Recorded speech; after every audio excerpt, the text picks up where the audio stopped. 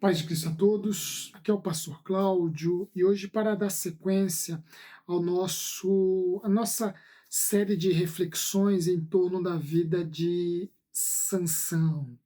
Em nosso último encontro falávamos acerca dos jogos de Sansão ou do jogo de Sansão que o levou a se endividar diante dos filisteus e que para pagar esta sua dívida, Sansão se viu obrigado a tirar a vida de pessoas inocentes, um evento, um episódio na vida de Sansão bastante delicado, que nos coloca diante de uma figura extremamente complicada, complexa. Sansão é essa figura complexa, essa figura extremamente impulsiva, essa figura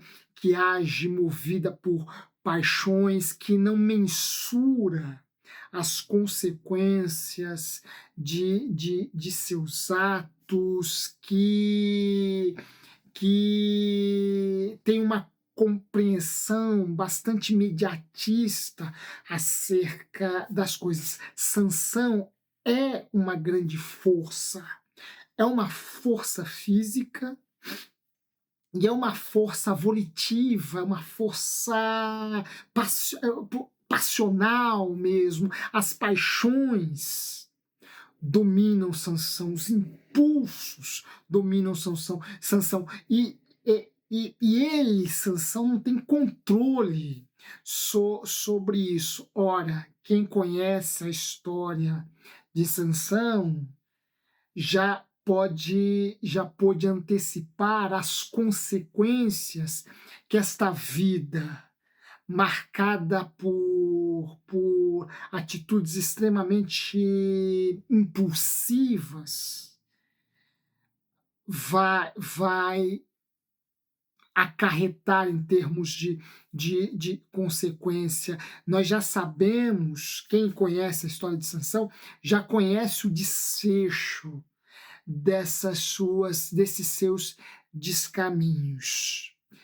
Nós vimos em nosso último encontro mais um episódio que mostra o quanto que Sansão é essa força impulsiva, essa força que o que tem de física também tem de pura impulsividade. E isso vai tomando proporções, isso vai tomando uma escalada, assumindo uma escalada que, de algum modo,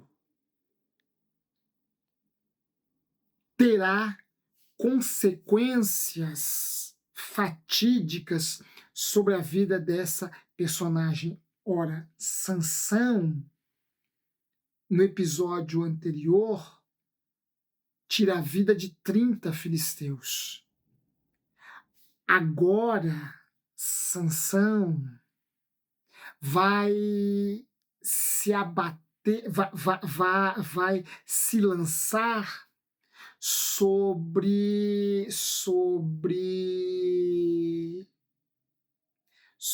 a produção agrícola dos filisteus, sobre o seu plantio, tão importante para a sua sobrevivência, tão importante para o seu comércio. O plantio dos filisteus será a próxima vítima de Sansão. E como isso se dá? Ora, depois de servir de zombaria, de escárnio, de piada aos filisteus, Sansão deixa sua esposa em Tânata. Ela foi ela foi o pivô, a causa do segredo, do enigma de Sansão ter sido desvendado, o que fez dele um devedor diante dos filisteus. É claro que ela foi extremamente ameaçada, arrancar de Sansão o significado daquele enigma, e depois de ter perdido a sua aposta, Sansão se tornou objeto de escárnio entre os filisteus e por sentir-se constrangido naquele meio, naquele ambiente, naquela terra, Sansão retorna à casa paterna. Sansão retorna à casa de seus pais. Vejam, há uma sequência de caminhos e descaminhos empreendidos por Sansão. Sansão é aquela figura que sai da casa de seus pais, quase que assumindo uma autonomia, as rédeas de sua própria vida em suas mãos, mas que por um ou outro contratempo acaba retornando à casa de seus pais. Sansão é uma figura muito presa, muito ligada ainda à casa de seus pais, ao ambiente, ao lar paterno, ao lar materno, o que nos ajuda a compreender um pouco da estatura psicológica de Sansão, da estatura emocional de Sansão. Por trás de toda essa força física impulsiva sobre a qual eu já falei, há uma infantilidade, há uma inocência, há uma certa ingenuidade que se mostram, se apresentam de forma mais expressiva neste apego de Sansão ao lar materno, ao lar paterno, à casa de seus pais. Vejam, é um homem que se torna um chefe de casa, que se torna um pai de família, que assume o matrimônio e que por conta de um ambiente hostil, por se sentir envergonhado, por se sentir objeto de escárnio dos filisteus, abandona a sua esposa e volta para a casa de seus pais. Vejam quanta fragilidade emocional há em Sansão. Depois de um tempo, ele decide retornar à casa de sua mulher para reatar o matrimônio com ela. Entretanto, o seu pai já havia concedido a sua mão a um outro, muito provavelmente um companheiro de Sansão que esteve presente em seu banquete nupcial. Agora, este seu companheiro assumiu o lugar em sua casa, assumiu o lugar na cama de sua mulher, assumiu o seu lugar à frente de sua casa, ou seja, a presença de Sansão foi substituída por um outro, foi substituída por alguém que preencheu ou se propôs a preencher o vazio que Sansão deixou sobre a sua mulher, sobre o seu lar, enfim, sobre a sua família. Sansão agora, de novo, novamente enfurecido, sem nada racionalizar, sem cogitar quaisquer consequências acerca de seus atos, resolve se vingar dos filisteus. E ele vai fazer de forma bastante, diríamos, original. E hoje, inclusive, diríamos, ecologicamente reprovável, não é? Vejam, Sansão vai caçar, juntar 300 raposas. O número é um número bastante sugestivo, não é? Inclusive, Gideão, outro juiz, este não tão prosaico quanto Sansão, vai se valer de um exército de 300 homens, né, para combater contra os inimigos de Israel. Sansão aqui, um herói mais prosaico, quase que um herói cômico, quase que um herói, aliás, um herói tragicômico, precisará de 300 raposas, para ferir os filisteus numa área que lhes era bastante sensível, que é a área agrícola.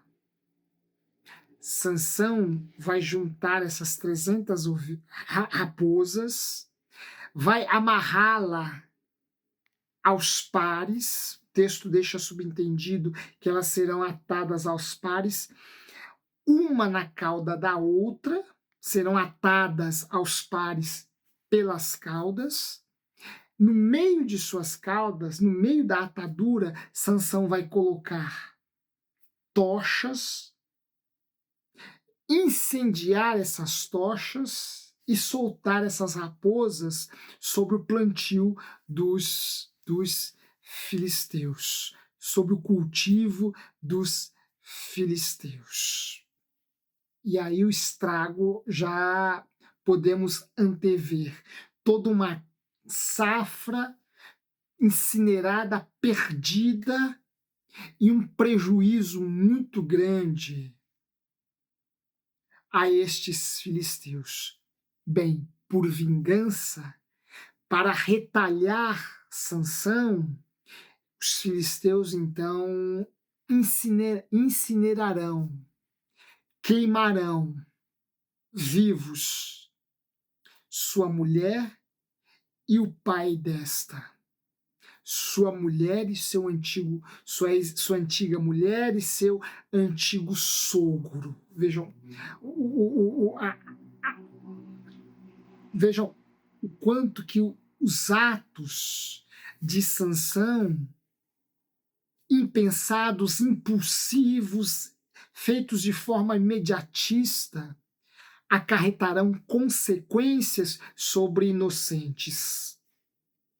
Ele, Sansão, para pagar uma dívida, mata 30 homens inocentes que não tinham nada a ver com a sua aposta.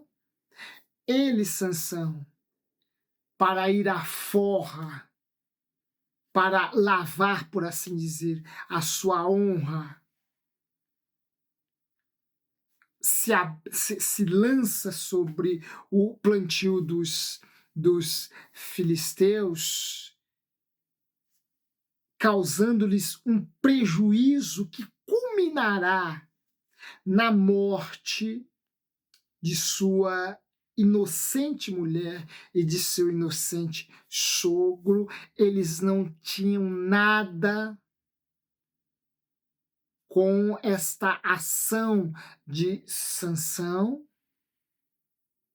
e pagaram com o seu próprio sangue. E o que dizer das raposas, que também foram utilizadas por Sansão, tiveram as suas vidas também sacrificadas, sem que nada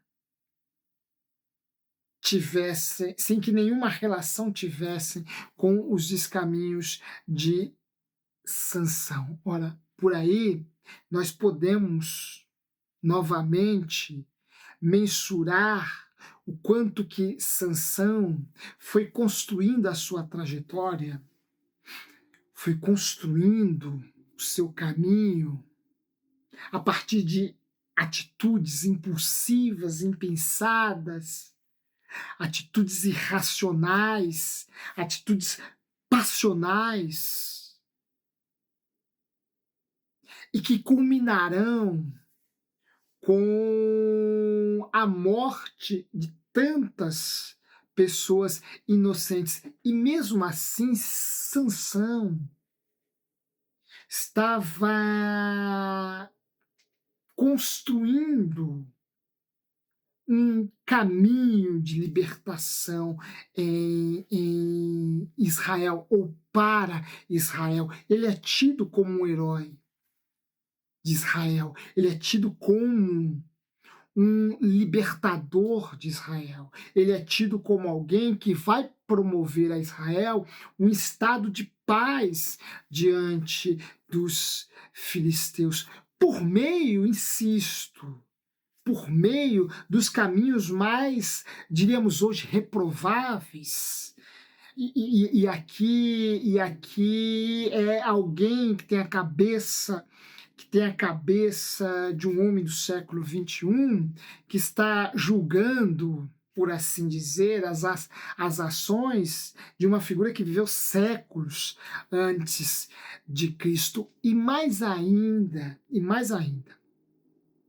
julgando as ações de um indivíduo que sequer conheceu a plenitude da revelação do seu Deus, que se daria em Cristo Jesus. Em Cristo Jesus, todos esses descaminhos de Sansão encontraram o seu limite, encontraram o seu contraponto, encontraram seu freio de arrumação, encontraram um ponto final para gozar, fruir da salvação que em Cristo se revelou. Certamente os caminhos de Sansão deveriam ser outros. Mas naquele contexto pré-cristão, foi por meio desses descaminhos que Deus foi revelando a sua graça, que Deus foi construindo os seus caminhos. Por mais anuviados que eles nos pareçam, por mais passivos de julgamento e reprovação que a nós cristãos do século XXI, os caminhos de Sansão nos pareçam, foi por meio deles que Deus proveu a Israel um período de paz, um período de libertação, não definitivo, porque a libertação definitiva só seria experimentada em Cristo, por meio do Cristo, no Cristo. Mas aqui Deus também vai construindo os seus caminhos a partir dos descaminhos desta figura conflituosa, desta figura impulsiva, desta figura irracional, desta figura marcada por conflitos. Estes conflitos podem ser alegorizados neste episódio em que Sansão amarra 300 raposas aos pares. Prende uma raposa na cauda da outra, coloca uma tocha ao meio, incinera essa tocha, que vai levar esses pobres animais a um estado de desespero, percorrendo pelo plantio dos filisteus e queimando todo este plantio. Vejam e analisemos a situação destes animais, animais presos por suas caudas e que vão se queimando paulatinamente, vão sendo incinerados paulatinamente, não conseguindo se desprender um do outro, embora, podemos imaginar, não tenham mensurado esforços para se separarem. Este episódio, essas raposas presas aos pares por suas próprias caudas, se queimando e se debatendo, querendo se desprender uma da outra, sem conseguir, em vão, estes animais servem de alegoria, representam, servem como metáfora do próprio Sansão, que possui dentro de si também esse caráter dúbio, essas duplicidades. É herói, mas é vilão. Aliás, é herói, mas é dependente. É o libertador de Israel, mas extremamente dependente dos pais. É forte fisicamente, mas frágil em termos emocionais. É adulto a ponto de assumir um lar infantil, criança a ponto de se deleitar com o mel tirado da boca de um leão. Vejam, é uma figura que tem os seus conflitos, é uma figura dividida, dúbia, dupla, é uma figura que é cindida também por dentro, pois em Sansão nós encontramos estes opostos.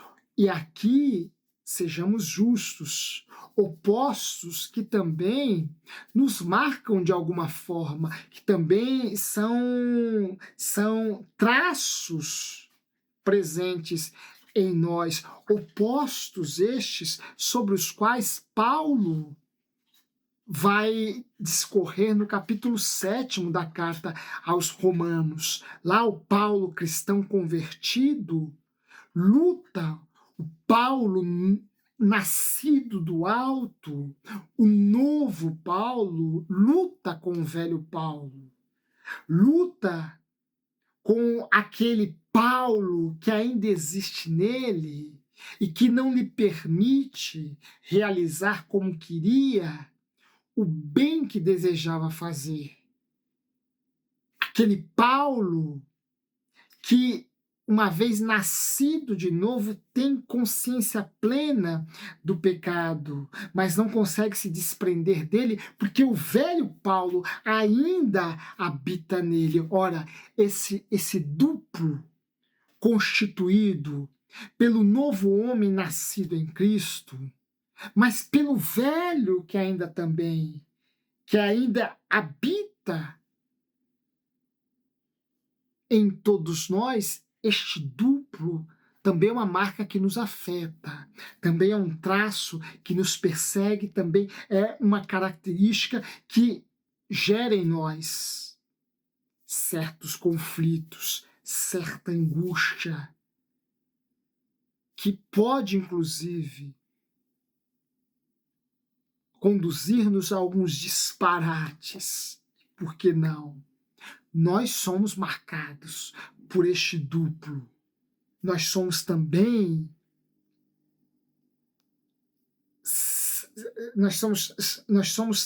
estigmatizados, feridos por este duplo. Entretanto, ao contrário de Sansão, temos um consolo, temos uma esperança, a esperança de que, à medida que nos aproximamos do Cristo, do Deus revelado em Cristo, naquilo que há de melhor na humanidade, possamos encontrar aí, nele, força não para triunfarmos definitivamente sobre o velho homem, mas extrair do novo a força necessária que, pelo menos, amenize em nós a força do velho homem. Sansão era um indivíduo em que a fraqueza constituía naquilo que nele havia de mais forte, porque a fraqueza, essa sua fraqueza era determinante para que ele utilizasse a sua força para agir de modo inconsequente a ponto de ter as mãos manchadas por sangue inocente. A nossa fraqueza em Cristo tem um efeito contrário. Por quê? Porque à medida que a reconhecemos, à medida que a identificamos, à medida que temos consciência dela, nos abrimos para que a graça haja e haja abundantemente em nós. Paulo, e aqui eu volto a Paulo, vai glorificar a Deus pelo espinho que este pôs na sua carne.